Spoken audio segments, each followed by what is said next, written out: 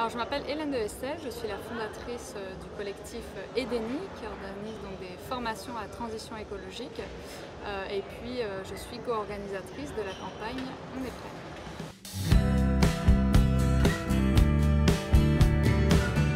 On est prêt, c'est le défi, c'est même 30 défis pour réussir à faire passer un maximum de personnes vers des premières actions écologiques, de santé, d'écologie, d'éthique.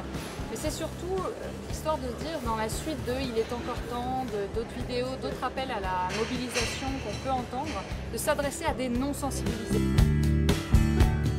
On les a rencontrés, puisque moi, fondatrice d'EDENI, forcément, je fais partie des experts qui les orientent, qui les forment, qui leur donnent des bons principes. On a rédigé aussi, avec toute l'équipe coordinatrice, les 30 défis qu'ils vont proposer eux-mêmes à leur communauté pendant un mois, qu'ils vont devoir suivre, et surtout, on compte sur leur sincérité au maximum et sur leurs engagements.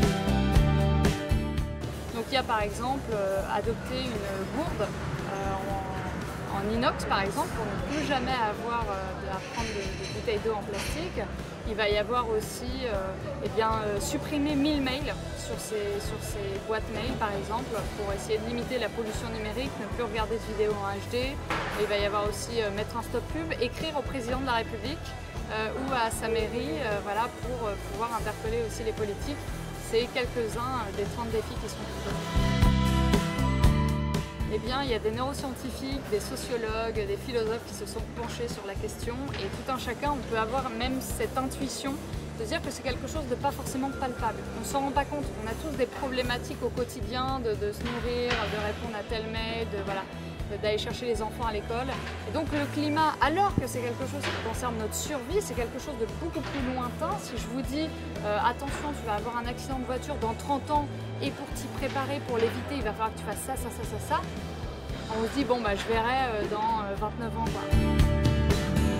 En fait, il y a une sociologue américaine qui a démontré que dans l'histoire des mouvements sociaux, il suffisait bien souvent même toujours en réalité, que 3,5%, c'est le seuil d'une population, se mobilise pour que cette mobilisation puisse être couronnée de succès.